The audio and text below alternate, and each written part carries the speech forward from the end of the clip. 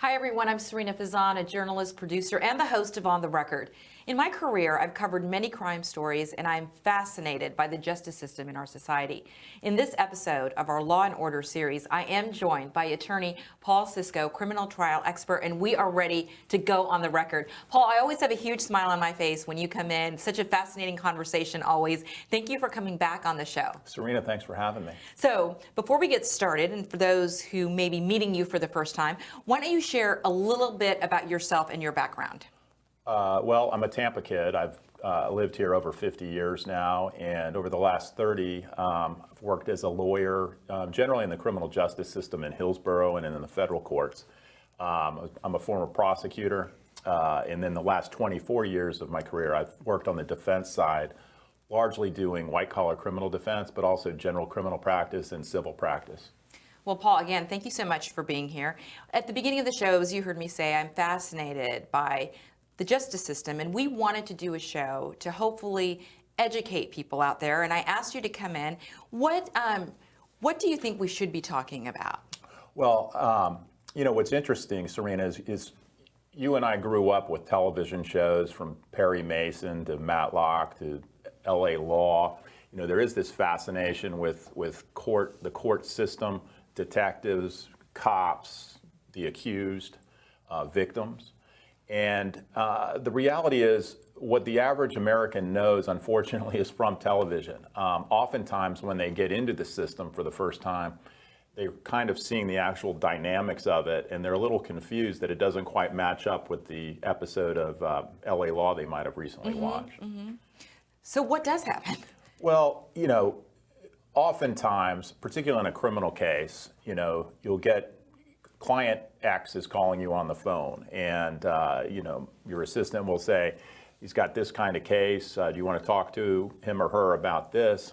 And you know, you'll early on in your career as a defense lawyer, you'd make the mistake of asking them how they're doing, and usually you're talking to somebody who's probably having the worst day of their life. Absolutely, they must be scared out of their mind.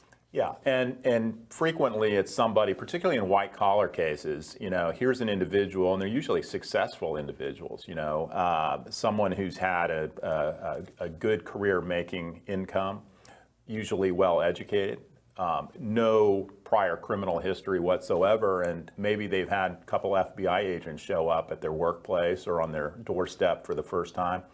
Or in the local state sort of criminal case, you know, they've been arrested, perhaps for the only time in their life that will happen, and they don't know where to go from here. And they're just looking for somebody, you know, it's just raining crisis and pain on them.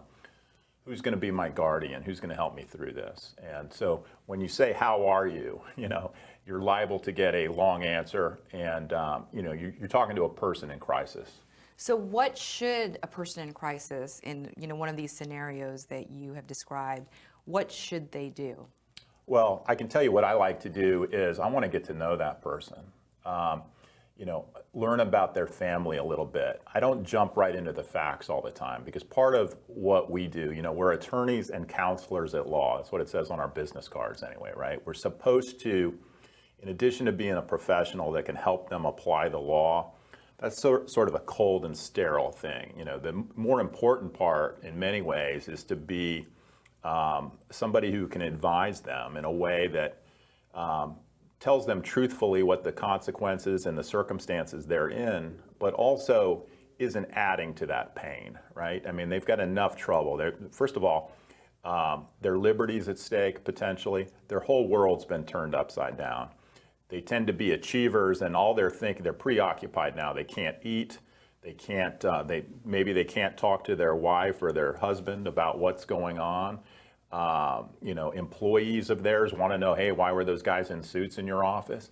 They've just got a lot of questions, and I think the first thing I like to do, get to know them, find out what that client wants. You know, it's not all about, hey, let's get out the sentencing guidelines and look at what you're facing, you know. And they've got concerns too financially, right? Because maybe their job has come to a halt. Maybe they've got to pay, you know, here's this lawyer, Paul, I'm going to pay him a bunch of money. What's it going to be for? You know, how am I going to pay for this? Be a counselor to them. Be somebody that from the very beginning, they know they can trust you for the answers to their really genuine concerns they have at that point. Well, I want to talk to you about the financial aspect a little bit later. But for now, about choosing the attorney, and I want you to put modesty aside for a minute. You have really covered some high-profile cases. Again, modesty aside, can you tell us, before I ask the questions, some of the cases that you've actually handled? I use the word covered. I've covered them as a journalist, but some of the cases that you've handled. Thanks.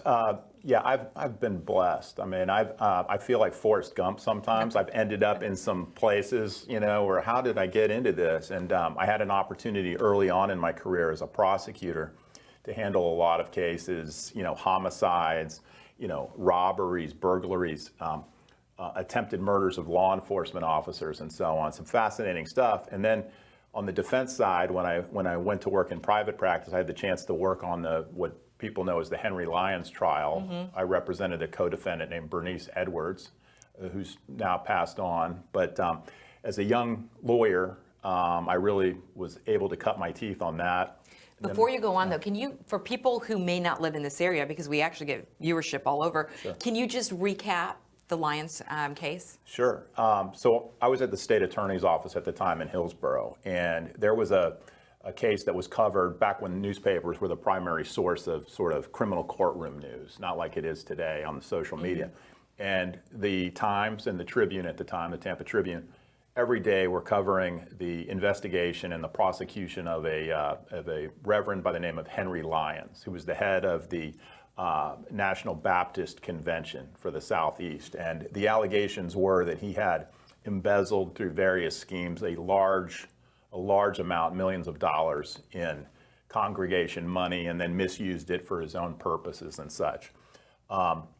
I ended up having the alleged paramour of Mr. Lyons by the name of Bernice Edwards, and she was, by title, she was the public relations director for the National Baptist Convention at the time, but this was a case that had sort of captivated the nation. It was reported widely in magazines, mm-hmm, and so on, and now here I am. I think I was 30, maybe 31 at the time, and I'm suddenly in a case that's being covered by CNN, and the New York Times is on it, and so on. And so it's really a baptism by fire, but a blessing in disguise, as it turned out. Well, I mean, talk about gaining a lot of experience and recognition from that case alone. And there's been many cases, but that is a good example to give people an idea of your background. So when someone, though, how important, of course, it's very important to choose the right attorney, but how do you choose the right attorney? And do you need someone with a background, you know, like yours? So as you're saying that, it occurred to me that cases are like good dogs, right? Sometimes they find you, you mm-hmm, know? And like that one, for instance, that was a situation where, I don't know if you recall at the time, but one of the Kennedy relatives had recently had rape allegations brought against them. Yes. Mm-hmm. And back in those days, you used to use a large volume book called Martindale-Hubbell, which still exists today in computer form, but you used to have to go in this book and you'd have to say, who's a lawyer I'm going to get in Tampa, Florida? You know, here's Bernice Edwards, for instance. She's up in Milwaukee at the time. She's about to be indicted or charged down in St. Pete. Who's a Tampa lawyer I want? So God rest her soul, I love Bernice, but Bernice being Bernice was thinking to herself, I want that person who defended the Kennedy person.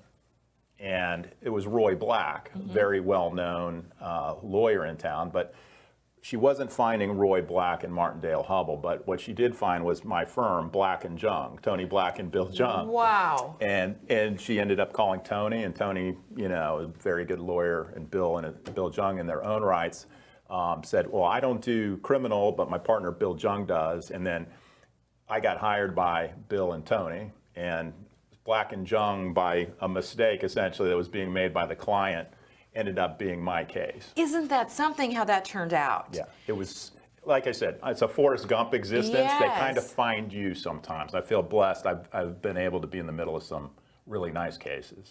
Well, Paul, but for people out there, as we were talking about at the beginning of the show, and they find themselves in a situation like this, especially, in a white collar case, oftentimes, as you mentioned, or someone arrested for the first time, worst day of their life, how do they find the right person?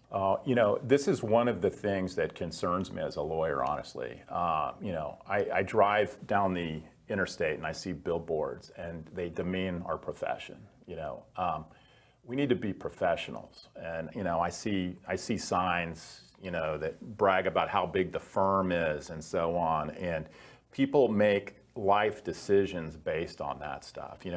We put more time into the ingredients we're looking for tonight's dinner than we do on who's going to keep me from doing the rest of my life in prison, who's going to keep me from losing my house and my job. The way the average American sets out to pick their lawyer is really sort of a misleading and scary process. Many of the folks, they'll oftentimes come in to see you and they'll say, well, I thought about going to X. And you're thinking, oh my God, thank God you didn't. Not just because you're here, but you would have been crushed, I like to, when I'm talking to a client, I like them to know, look, there's not 200 lawyers here in this firm. What you're going to get is some individualized attention. You're going to have my cell number. And frankly, there's going to be many nights I'm not going to be able to sleep about your case because I'm thinking about it. And that is the truth, right? It's not like, okay, well, I'm done, I'm clocking out. Right. You really do think about your cases.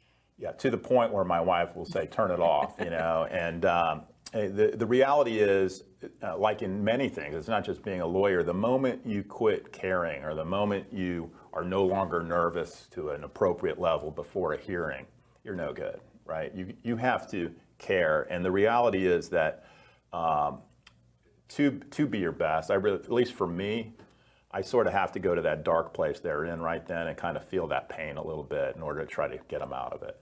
Well, you mentioned something just now when you said someone might come to your office and they think, they may have said, I'm going to call so-and-so, and you're thinking in your mind, oh my gosh, thank goodness. Right. Now, I'm not going to reveal any names, but I will say I covered two teachers in town here. Mm-hmm. Both of them were accused of sexual assault.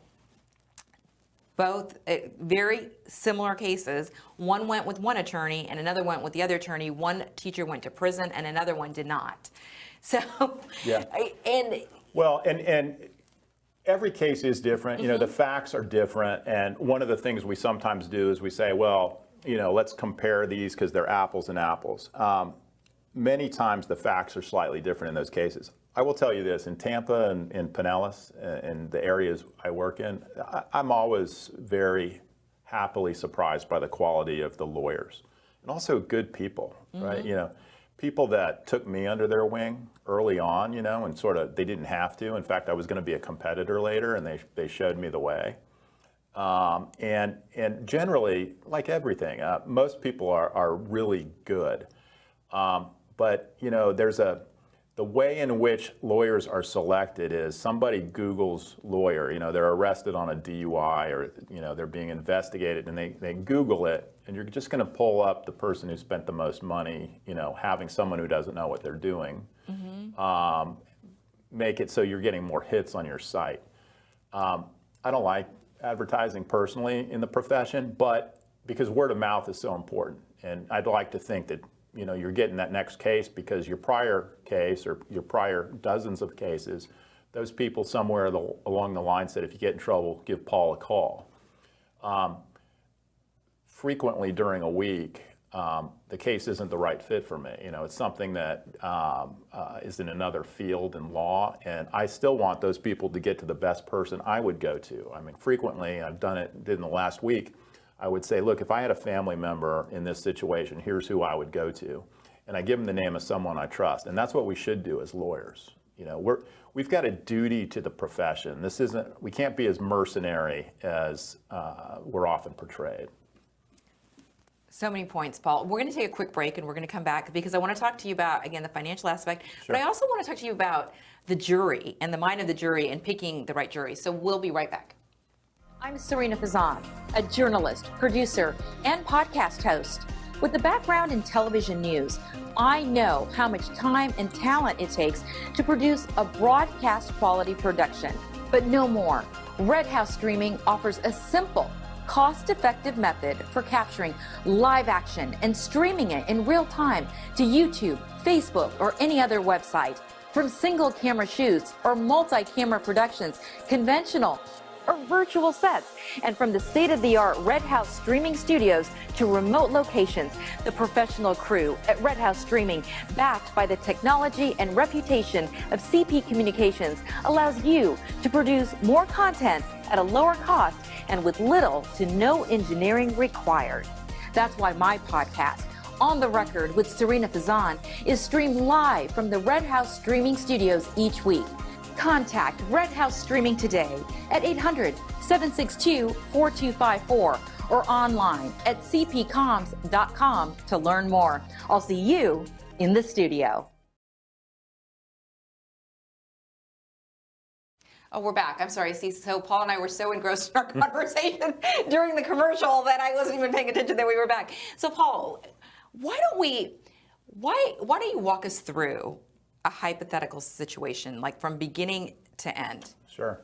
So, okay, you have a person who is working, let's say, as a banker, and they work in an organization that might have 8 or 10 folks that are the normal players, right? You have the bank president, you have various vice presidents, one in marketing, and so on.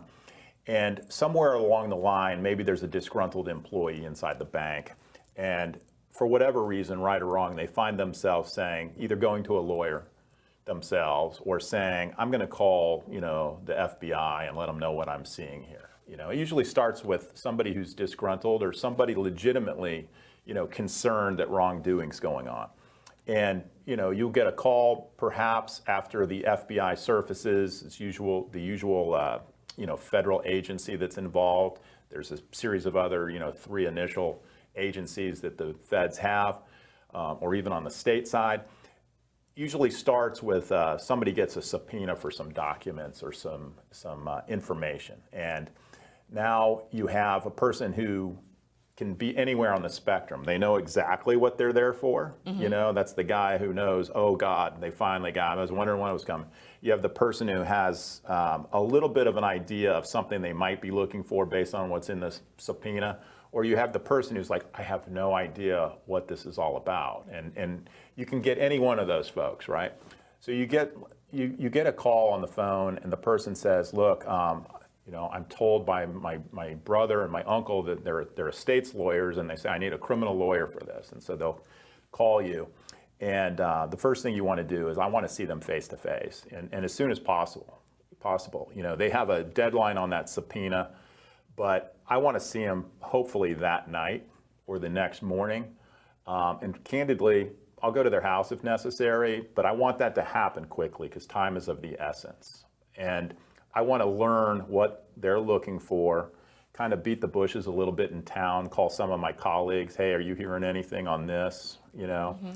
And so, we have sort of a code among ourselves, it tends to be the same players frequently, and maybe I'm going to call my friend who's also an attorney that does this, and he's going to say, hey, Paul, I can't talk to you about this. I have so-and-so. And, we'll let each other know if there's a conflict.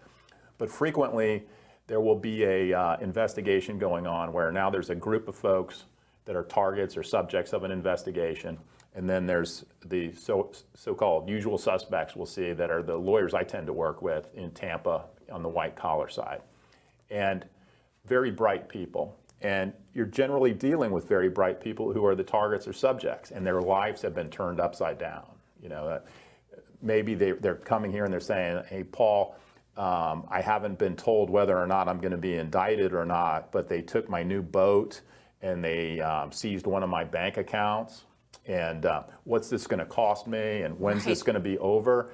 And you're like I always feel sort of like a pain doctor in a way at that time. They want to know, what's going to make their uncertainty go away, but what's going to make my pain go away also, right? I mean, these people are suffering, Here's achievers generally, and and they maybe haven't even told their wife what's happening yet, that the FBI's shown up, and maybe they haven't told them what wrongdoing they think they might be involved in. So there's a whole series of sort of, it's almost like the 12 steps of dying we used to talk about. You know, sometimes there's an anger at first, and then there's an acceptance and all that. They go through that. But they see me and us as a sanctuary in a sense. Like when you come to see me, it's not raining on your head anymore, right? It's we're here to talk about how to make this better, not to make it worse. Because the whole idea, particularly of federal prosecutions, is make this as painful as possible for this person so they give us what we want, which is essentially a plea. And they will use every resource they can, including threatening prosecution of family members, in order to make it happen.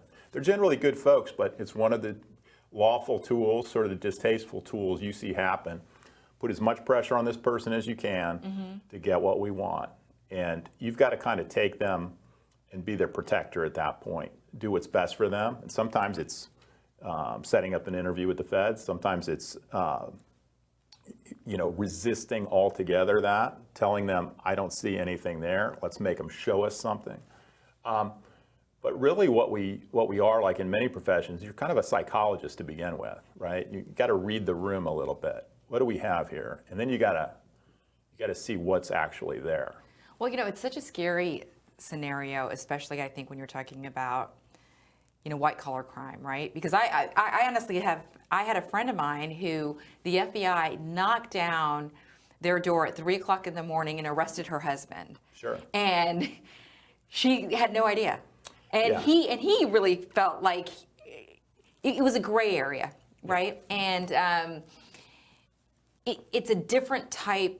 It's a different type of.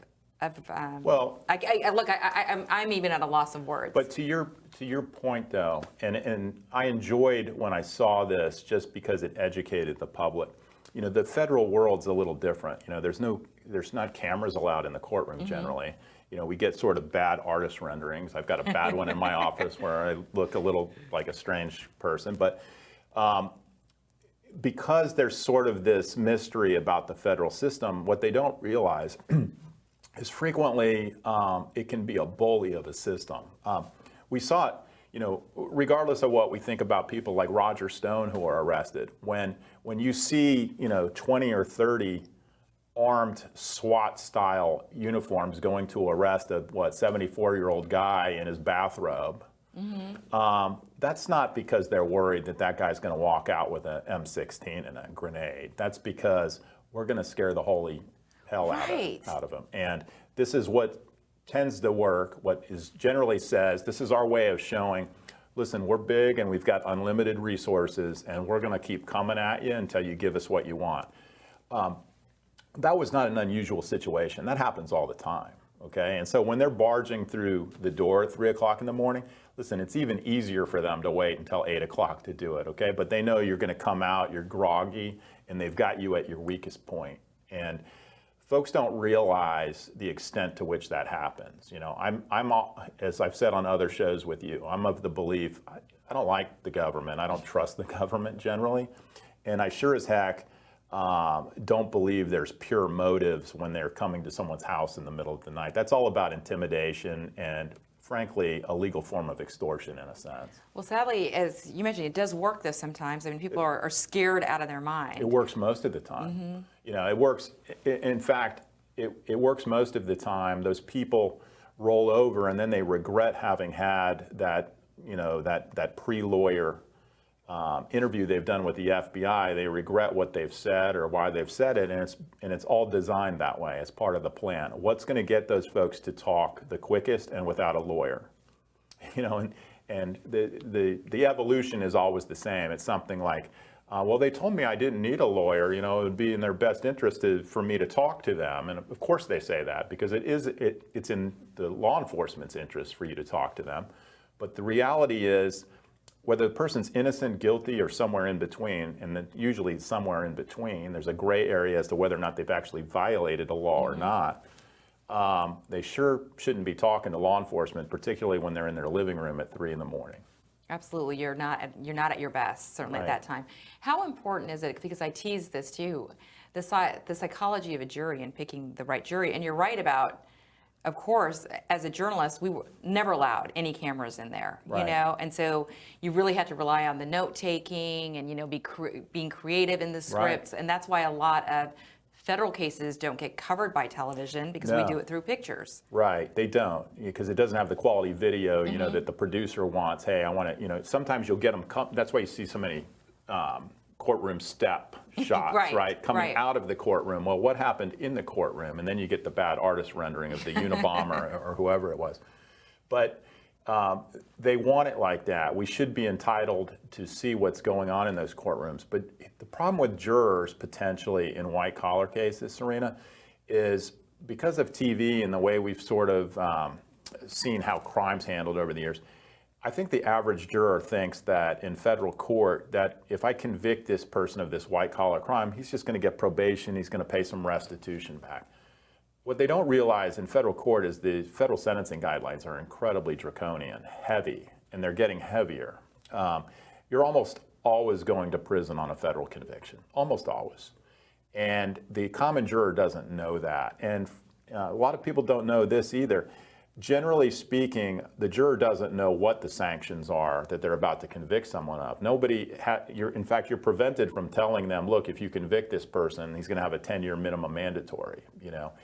If they knew that, and they do take their role seriously, but it's a little harder to convict, I believe, if you know the sanction's going to be more extreme. Absolutely. I think if a juror is well educated and knows what's going to happen, Right. you know, you take all of that information, Yes. and hopefully, you know, come back.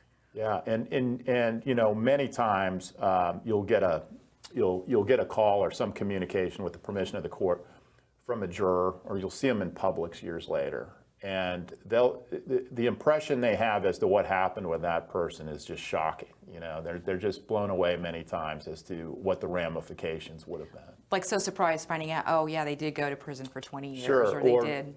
Or even realizing that that was a possibility. You know, it's many times, you know, you'll see somebody and they'll be very complimentary and they'll say something nice, and you'll say, oh, I do remember you on that panel. But I think there's in the common populace, I think there's just a belief that financial white collar type crimes, those don't involve prison, and they absolutely do. Well, let's talk about too the financial aspect of it, though. Like, how in the world do people? I mean, of course, a lot of people have savings, I guess, but how do they pay for it? Well, also an important consideration for the lawyer, frankly, because you're making a business decision also. Mm-hmm. And, you know, these aren't 1 or 2 day DUI cases, right? These are long investigations, usually long pre-indictment investigations. You know, they might take 2 or 3 years before a decision is made as to whether to prosecute it.